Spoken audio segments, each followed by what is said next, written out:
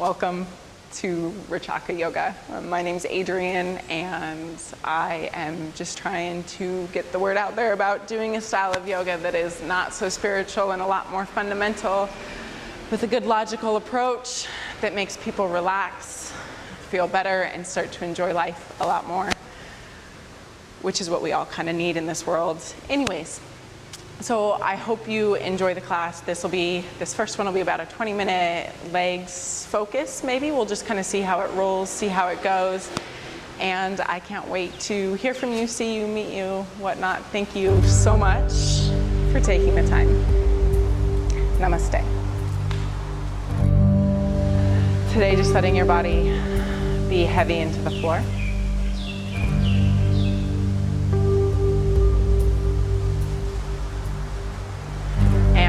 Noticing and taking account of how heavy you actually are as you press against the ground.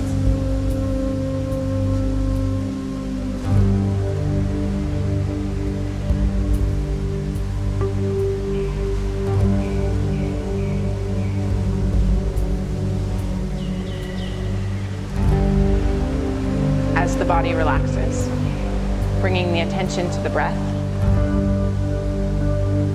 And just noticing where you're breathing to in the body, whether it's the chest, the solar plexus, or the stomach. The ideal breath is to incorporate all three. But to get there, we must first know where we're breathing.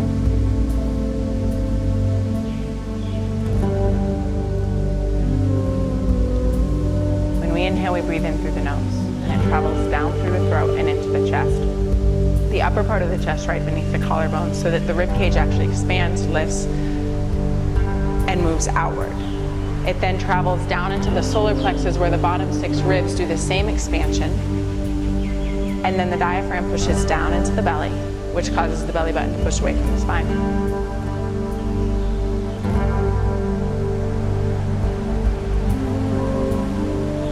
And for when you're practicing yoga and looking for some serious change in your body, you want the exhale to be controlled. And the control of the exhale begins with the engagement of the pelvic floor. That feeling like you're going to the bathroom and you suddenly need to cut off pulls the psoas muscle down, followed by the 6-pack muscles. Then the engagement of the obliques and the transverse abdominis.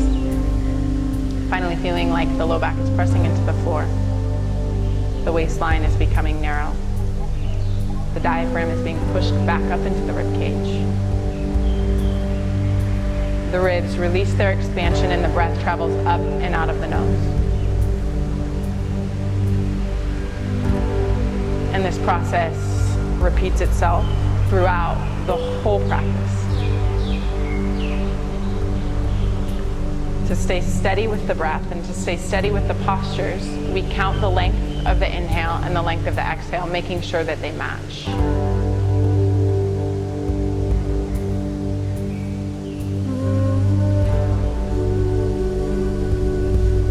If you look close enough, you can notice how when Neil inhales, it fills into his chest. You can see the rise of the chest all the way down the body, it rises. And when he exhales, it slowly descends.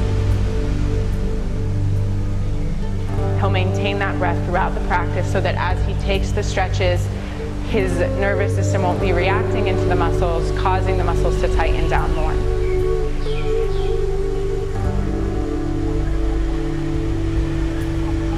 So on your next exhale, Neil, hug the right knee into your chest. And he uses the strength of that exhale to hug the right knee into the chest, the strength of the abdominal muscles to create the movement of the leg rather than the momentum of the hip flexors or the gripping of the hip flexors. By interlacing the fingers over the top of the shin instead of just lying the hands on top of each other, you create a more efficient bind. The shoulders stay relaxed, specifically the left shoulder, which is going to tend to be a little bit more tense, and the muscles in the arms, specifically around the elbows, engage to pull the knee in. This loosens up the right side of the low back, up into the glute, and through the back of the leg.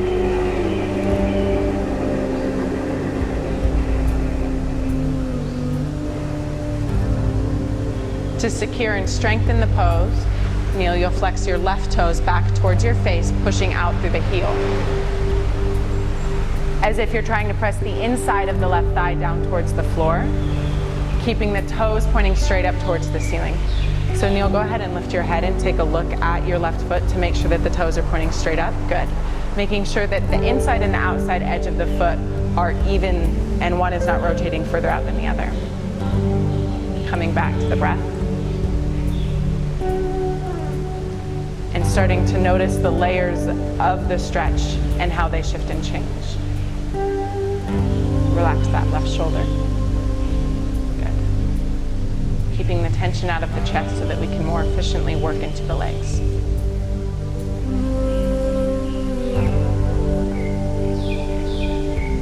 Taking the hands and interlacing them to the back of the right thigh. Reflex that left foot. Try to press the inside of the left thigh down to anchor the left hip. Now flex your right foot. Keep the knee slightly bent and hugged in towards your chest and start to extend up through the leg. So instead of looking for full extension on the leg, we're going to look to bend the knee a little bit more. Use the strength of the arms to pull the leg closer in towards you. Flex the foot and push energetically out through the heel without straightening the leg all the way. We're creating a resistance between the thigh and between the hands, keeping the shoulders and the chest relaxed, same as the breath. And the left leg engaged so that the muscles on the back of the right leg are engaged as we take the stretch. By flexing the foot, we engage the muscles through the foot. It moves down into the ankle, or in this case, up into the ankle, and then up into the knee. Lengthen out the exhale a little bit more to help calm some of the shaking that can happen when we're stretching a flexed muscle. We're doing this to change the muscular pattern.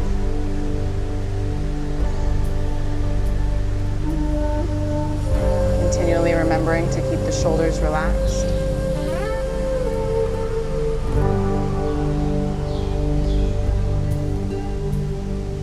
And on the next exhale, bend the right knee back into the chest.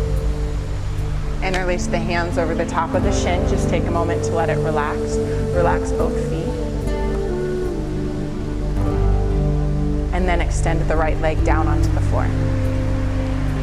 Palms to the belly. Elbows are wide so that so that the hands are slightly relaxed on the belly and the wrists aren't popped up. So if we take the elbows a little bit wider, the hands become heavy. We can focus more on how we inhale into our chest, our solar plexus, and then our stomach. And exhale from the stomach, the solar plexus, the chest. Taking that time just to notice how the right and the left leg feel compared to one another.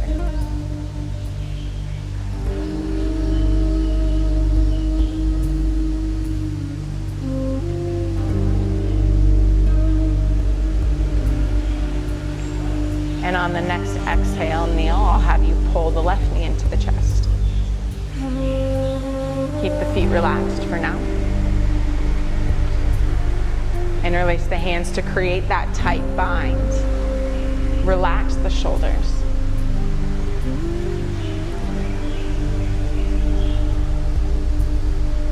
And then flex the right foot, securing that leg towards the floor. Again, checking to make sure that your right foot is pointing straight up towards the ceiling. That's the way that we build the habit. It often might feel like it's pointing straight up, but unless we actually look and we can visually see it, we're not really gonna know. The heel stays connected to the floor, and we kind of dig the heel in so that we engage through the hamstring on the extended leg. And once that leg is strong and secure, these muscles are flexed, these muscles are engaged, protecting through the knee, protecting through the ankle, and stabilizing into the hip joint. You'll interlace the hands to the back of the left thigh. Flex the left foot and then extend the leg up towards the ceiling. And it's going to be the same thing here. We're not looking so much for the extension of the leg as we are looking for the stretch. So we bend the knee and pull in towards us, and you can see how much the thigh is moving in towards his body. His shoulders relax, flexes the foot, pulls the toes back more, keeps the resistance of hands to thigh, and starts to push energetically out through the heel without getting a fully straight leg. it will often cause the muscle to shake and tremor.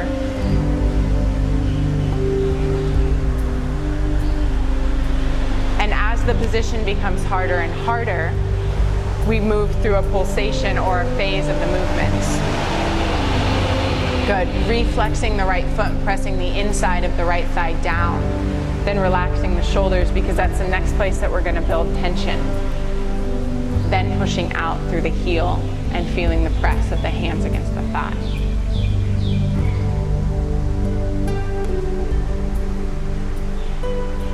When you have the leg extended up towards the ceiling, taking a look at the extended leg to make sure also that the foot is in a flat position. So Neil will actually pull down on the outside edge of the foot as if the foot were flat against the ceiling, pushing more up with the inside edge of his foot. And this just creates a more balanced position with the ankle.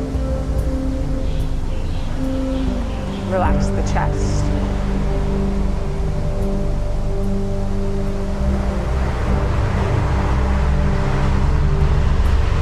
Good, and on the next exhale, bend the left knee into the chest, relaxing both feet, both legs, and then extending the left leg down onto the floor. Let the feet splay out. Hands are relaxed. Eyes closed so that you can really tune in and feel what's going on with the legs, how they feel differently than when you first lie down.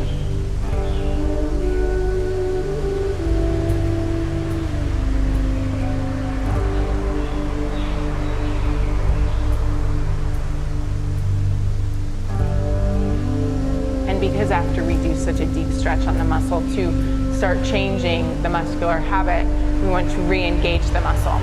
So Neil, go ahead and bend the knees and place the feet flat on the floor.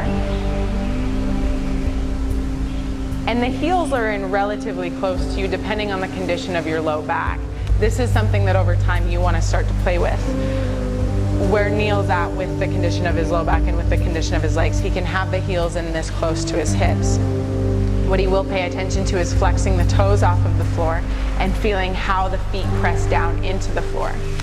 And then taking your yoga block and sliding it between the knees. So by squeezing the inner thighs and squeezing the knees against the block, it activates up the midline of the body, which not just works into the inner thighs, it works all the way up into the groin and into the core, making all of this much more stable. You can play around with different options of this position where you can keep the glutes relaxed and focus on the engagement in the hamstrings or in the back of the legs here. Or you can engage the glutes, the hamstrings, and the inner thighs. But keeping the feet flexed will help the hamstrings stay engaged. Press down with the arms, press up with the hips. Keep the breath steady. Still trying to move the inhale into the chest, the solar plexus, the belly, belly, solar plexus, chest.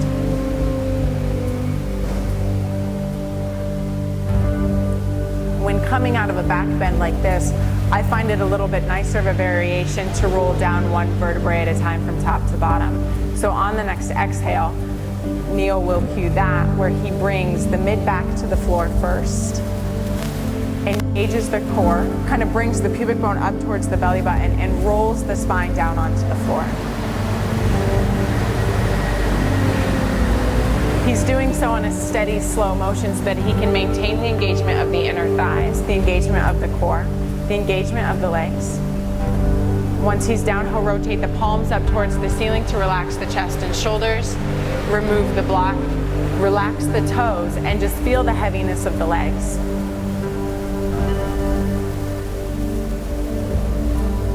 After the stretch on the hamstrings that we did to start off practice, this helps to kind of kick them back into action, kick them back into working.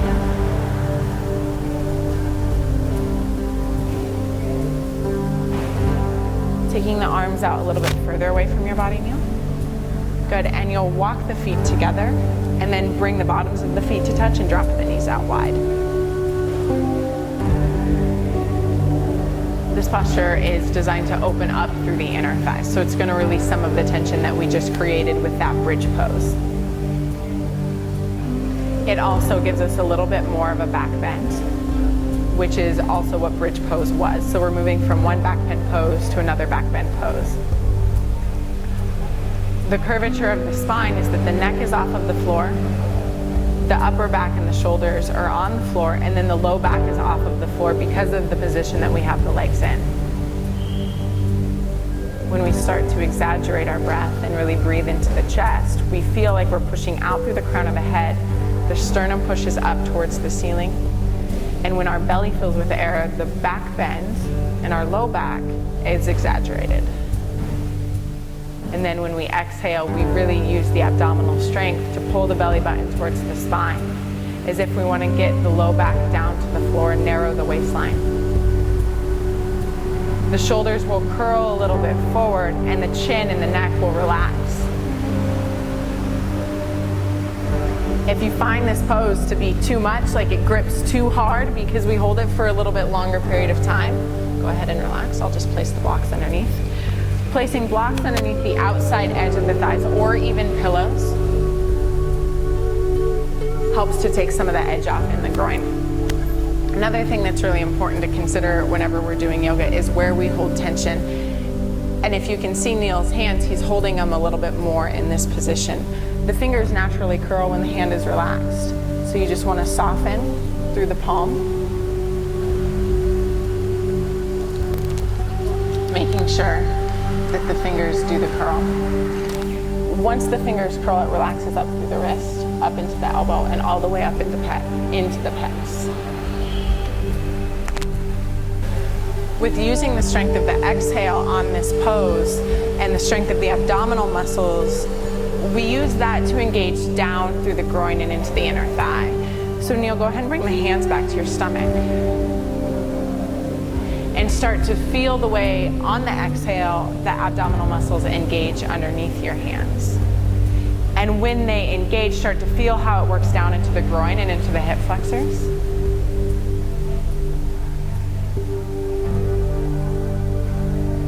See if you can slow down your breath just a little bit more.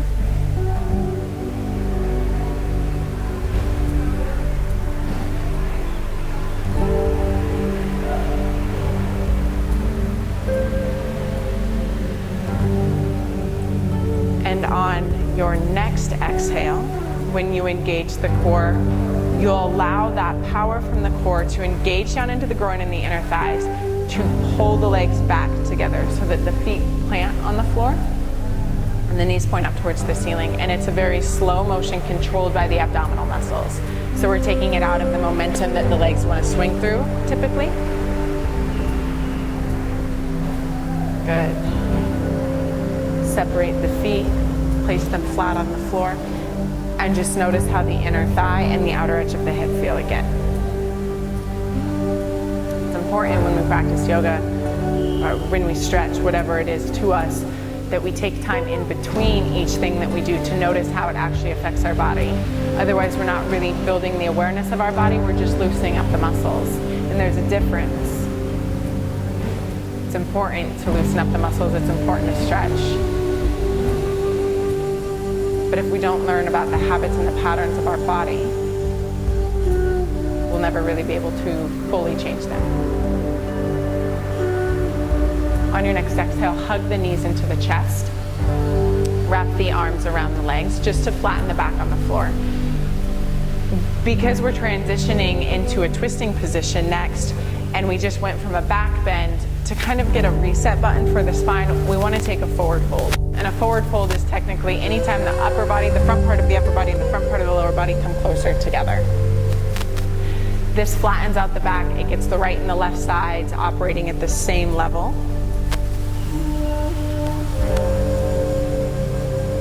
Also the front and the back sides operating at the same level. Now taking the arms out wide, palms face up towards the ceiling. I'm going to grab this block out of the way. We press the shoulder blades back into the floor. And in this one, we're going to keep the palm of the hand soft. When you're really working a twist, putting a lot of muscular energy into it, you can spread the hands really, really wide like this, like you're climbing and reaching for the next move. And on the next exhale, powered by the exhale and the engagement of the abdominal muscles, Neil will take his legs over to the left, making sure that the right shoulder blade stays on the floor. The right hip comes up off of the floor, and the knees drop down towards the floor, and the feet drop down towards the floor. And for the most part, we relax in this position, except for the work that the breath is doing.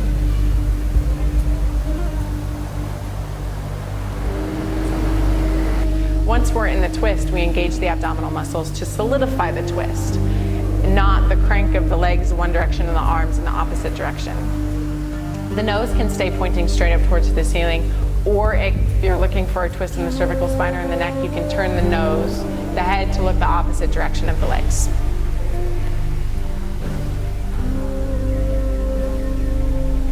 Thank you so much for tuning into my videos and checking out my style of yoga. Again, it's called Rechaka Yoga. You can find it at www.rechakayoga.com, where there will be videos and blogs and more information about how to do poses on a very logical and basic level to meet everybody's needs. And I'm always available for anything you need.